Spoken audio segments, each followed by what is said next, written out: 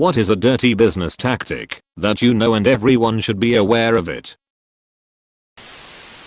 People lie about salary, starting pay, raises, etc. all the time. Learn to play hardball. For a multi-million-dollar company, another $10-20k is nothing. My office had a lockdown on raises over 3%, and going into an annual review I learned that my boss had lied and underpaid me for the starting position. He claimed they had a $60k budget for the position and couldn't exceed it. I found out the last person in the job got paid $75k. So I got an offer from a competitor for over double my current pay. Knew they couldn't afford to lose me with the amount of work coming in, and slid my offer letter over to my boss during the review. They matched the offer, gave me a $10,000 bonus up front, and even cut me into a percentage of a business line. The meeting was awkward as hell, and it was difficult to do, but it's business. I know a guy who does pest control who specializes in raccoon removal. He takes the raccoons from one house in one neighborhood, then takes and releases it in another neighborhood, then waits for the people there to reach out to him to remove the raccoon from their home. Sounds like the raccoon is the mastermind behind this. It's all fun and games until the poor raccoon ends up at trigger happy gun owner's house.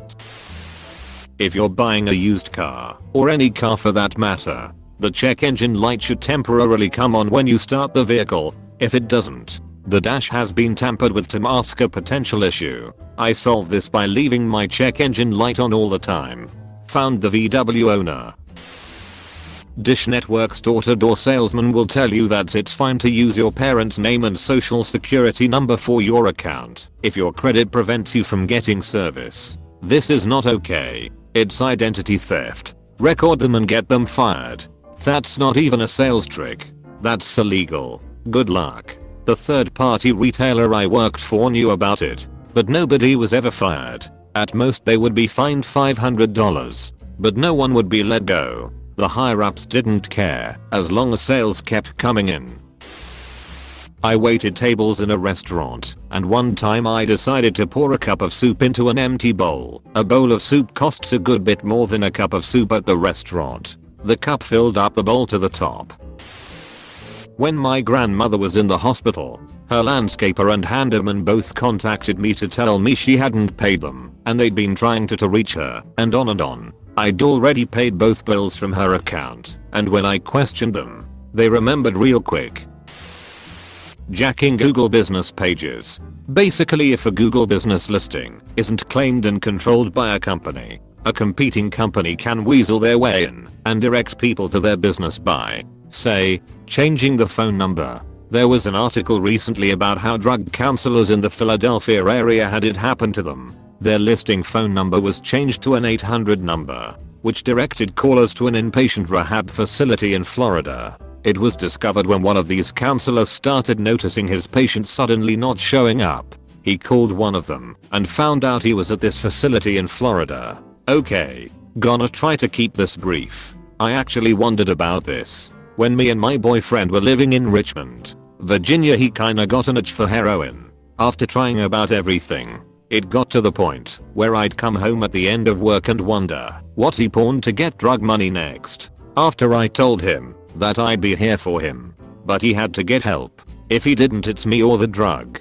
He admitted he needed help.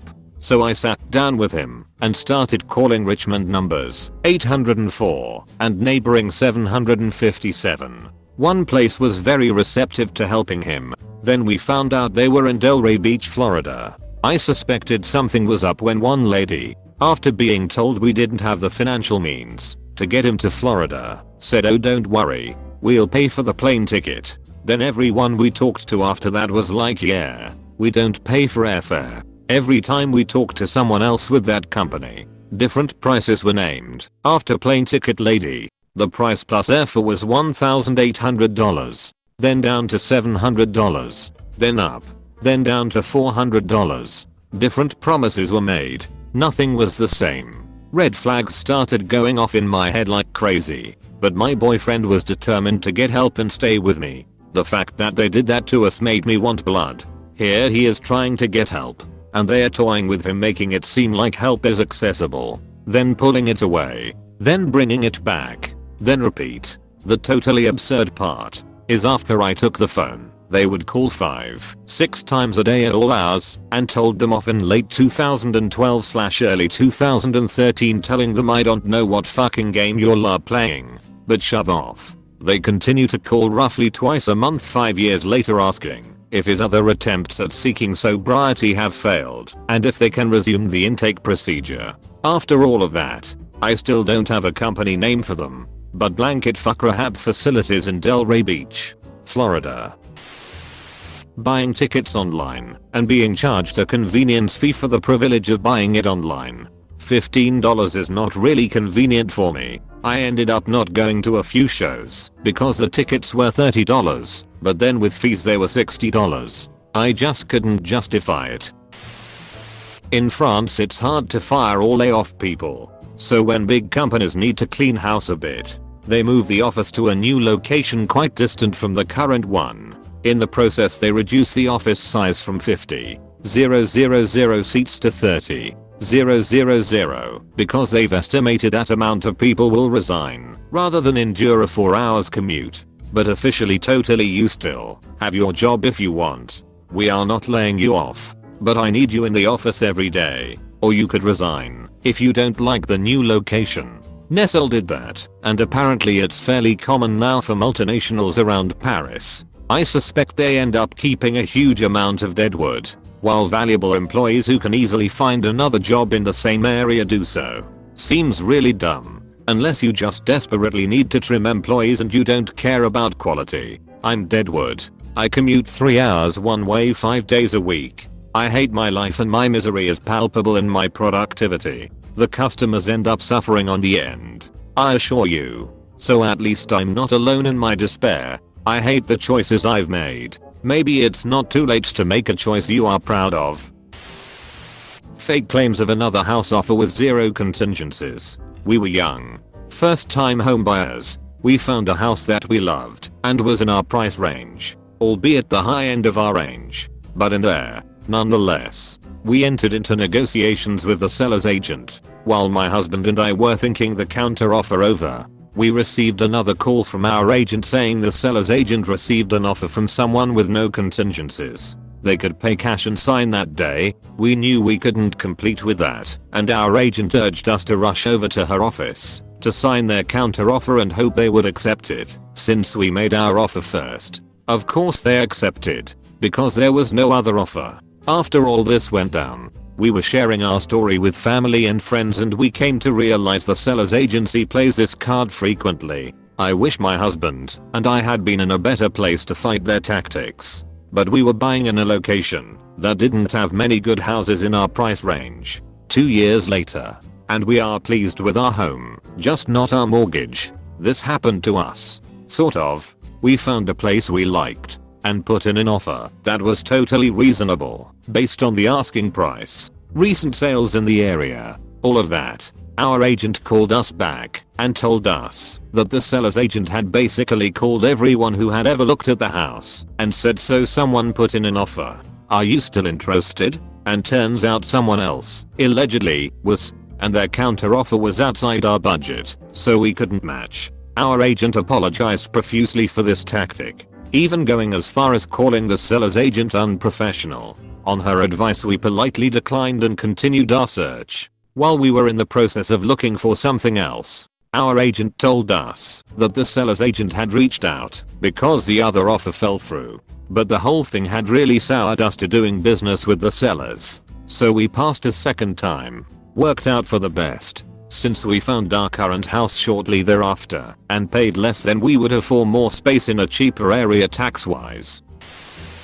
Always count every single note when exchanging currency. It's so easy for vendors, particularly smaller ones, to short bills from a stack of 100 or 1000 and claim innocence when, if, called out on it. At Home Depot and Lowe's there are cacti with plastic flowers glued onto them. If you ever get a demonstration of a service from a company, they will always use their very best, most experienced staff, but once you've signed up you might find you've got the dregs that they couldn't foist on anyone else working for you. Big Four accounting at its finest. send in the partners to show expertise and personality, then send in a herd of 22-year-olds to do the actual work. I worked in the collections department of Discover Card for a while. One thing they did, maybe still do, to lure customers to them is offer 0% APR for the first year.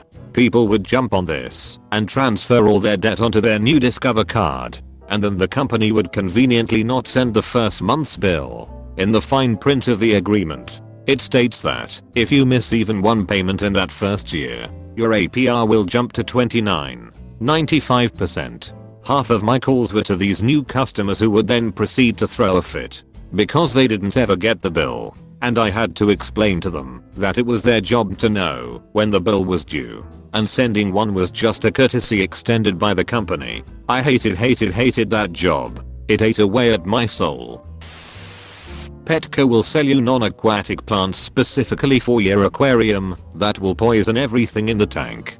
Petco is horrendous. One of the few times I've ever called a corporate office was when my wife and I walked into a Petco and noticed a tank full of rats were lying in an inch of water from a broken water bottle. We told 2 staff members who barely even acknowledged we'd spoken. The third employee was the woman at checkout, who quietly told us we should call their corporate. She seemed to be the only one who cared, including the person on the phone.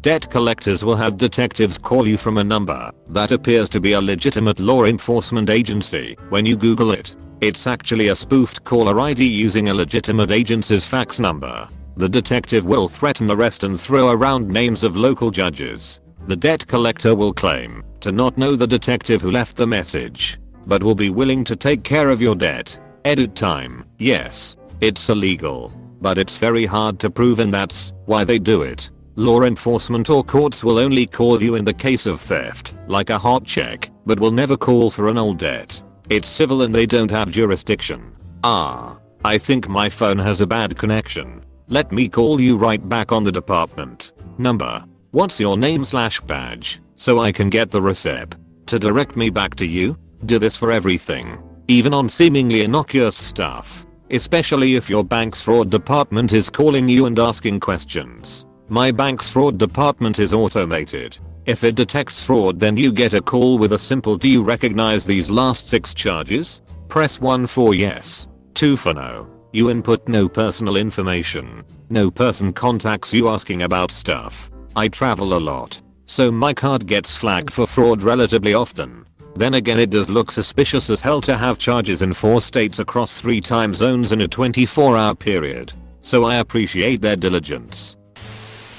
In Nova Scotia, Canada, severance pay is paid on the average of your last 30 days of pay. This means that some companies will actually reduce your hours to minimum your last month with them if they are going to lay you off. Happened to me wife. She worked for this company for 5 years, worked 35+ hours per week. Suddenly she wasn't getting shifts. Boom. Layoff notice. Happened to other folks too. Call the labor board. IDK about in Nova Scotia, but here in Ontario that's illegal. Even if she quit because she wasn't getting enough hours due to them reducing it, she'd still be entitled to pay. They cannot reduce your hours by more than a certain percent each week. Can't remember the percent. Can tell you I have fought this and won. This is known as constructive dismissal, where the terms of your employment change so drastically that the labor board considers it equivalent to being fired. You should be entitled to employment benefits based on the hours prior to your constructive dismissal. When I was in the process of moving into my current home, I transferred the title of my old home and land to my sister because she was buying it and moving in when I left. Within the next few weeks she started getting all the welcome to the neighborhood coupons and flyers. She didn't even change her address. So I assume companies track title changes with the Register of Deeds. The sketchiest was a pest control company claiming to have an existing account on the property and recommending she continue to use their services. They detailed dates and changes, referenced termites. It was all lies. All the dates shown were while I owned the property, and I never even heard of this company before she received that letter. Mattress stores that have the find it anywhere else for cheaper. You get your money back, deal contract with the manufacturer to make the exact same model of bed, but with a model name specific to that store. so nobody can ever cash in on that deal. Mattress stores, the gurus of sleazy tactics. Buying a car from a buy here, pay here dealership. You put $500 or $1,000 down, they say you are approved, and you drive the car home. 2 days later the dealership calls and says that they couldn't get you financed at that down payment and interest rate, so we need an additional $2,500 down, and your interest rate doubles. If you don't have the extra money, they take the car and your original down payment. This is an old gag and new car dealers do it too. A dealer told me, I can slap temp tags on this tonight and you can go home and show it off to the neighbors. We'll finish the paperwork tomorrow. I said no. Others didn't and got screwed. Not only are the terms of the deal and interest rate changed, if you try to back out of the deal, they will nail you. This is a used car now. We can't take it back, except as a trade-in. $3,000 for one night's use of a car, or take their price and interest terms. Slimy. Went through the same situation. They called me and said the deal wasn't finalized and the bank wanted either more money down or more per month. This was about a month after I bought the car. I said no dice. I signed paperwork. They came back with, oh, you didn't sign all of it. I told them to come get the car. The keys will be in the trunk. They told me that it would count as a repo. So I drove out to the dealership and dropped it off. Best part was I put $0 down. Not even a trade-in. So I drove a brand new car for a month with satellite radio and didn't pay a dime. Oh, and I did some traveling while I had it too. Put 1,000 miles on it. Needless to say, the salesman was pretty pissed off when he checked the car out. But hey, I didn't sign all the paperwork. Maybe not dirty, but incompetent contractors will often way underbid jobs. So if you request a bunch of quotes and all the bids are relatively close except for one that's way lower, there's roughly a 100% chance that guy will screw it up and you'll have a nightmare on your hands. Sometimes you get what you pay for. Also, FWTW, if a bid is high, it probably means they don't want the job. Edit, for everyone asking why you would bid high rather than just reject the job. It's considered unprofessional to just not bid a job. It leaves a sour taste in customers' mouths when you just outright don't even give them a price. Reasons you don't want the job could include: 1. You're out of manpower and can't staff it. 2. There's something about the job that makes you not want to deal with it. For example, fixing an air conditioning that wasn't installed right means you could be looking at a job that is actually going to take months, still not be right after you're done, and the customer could blame you, not the original contractor. No thanks. 3. Customer is an asshole or difficult in some way. He might have non-asshole friends. However, you don't want him bad-mouthing to, so the goal is, don't piss him off. But also try not to work for him either. Edit 2, should have put this in the original comment. Sometimes they will outright steal from you, or half do a job. Take the money and run. They count on you being either too poor or too passive to take them to court. In any type of vendor negotiations or productions, always triple bid, i.e. get at least 3 bids. If all 3 come in around the same price, choose your favorite. If one is an extreme outlier, either high or low, then you can throw them out. They are either overcharging, scoped incorrectly, or undercharging and will hit you with another bill later on for add-ons. The bids that come in at a similar price point are probably a fair price. If you get 3 bids and they are all massively different in price, then the scope of the assignment probably wasn't clear.